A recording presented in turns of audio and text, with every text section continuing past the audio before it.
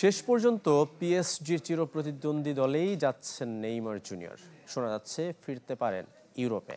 Brazilian তারকার পরবর্তী গন্তব্য হিসেবে জোরালো হচ্ছে অলিম্পিক দ্য মার্সেইয়ের নাম। আগামী মৌসুম ফরাসি ক্লাবটির হয়ে খেলতে পারেন তিনি, এমনটাই দাবি বেশ কিছু ফরাসি গণমাধ্যমের। নেইমার আর বিতর্ক যেন সমার্থক শব্দ। সান্তোসে প্রত্যাবর্তনের পর আশানুরূপ কিছু ঘটেনি।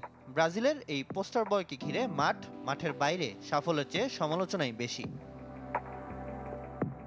এবার গুঞ্জন উঠেছে ইউরোপে ফিরছেন এই সেলেসাও তারকা।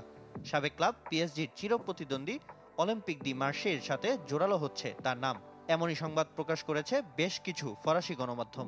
ইতালিয়ান কোচ রবার্তো ডি জার্বির অধীনে আগামী মৌসুম চ্যাম্পিয়ন্স লিগ খেলবে ফরাসি ক্লাবটি। নেইমার যদি মার্সেইয়ে যোগ দেন, সেক্ষেত্রে পিএসজির জন্য তা হবে আগুনে ঘি ঢেলে দেওয়ার মতো অবস্থা। চলতি বছর সৌদি ক্লাব আল হিলাল ছেড়ে ফিরেছিলেন নিজের শৈশবের ক্লাব সান্তোসে। তবে সে ফেরাও রূপ নিয়েছে হতাশায়। ইনজুরি যেন পিছু ছাড়ছে না নেইমারকে। মৌসুমে ২৭ ম্যাচের মধ্যে খেলেছেন ১৬টিতে। পারফরম্যান্সও আহামরি নয়। মাঠের বাইরেও সঙ্গী সমালোচনা। সান্তোস সমর্থকদের সঙ্গে সম্পর্ক এখন তিক্ত। শেষ ম্যাচে পোর্তো আলেগ্রের বিপক্ষে হারের দিন এক দর্শকের সাথে তর্কে জড়ান নেইমার।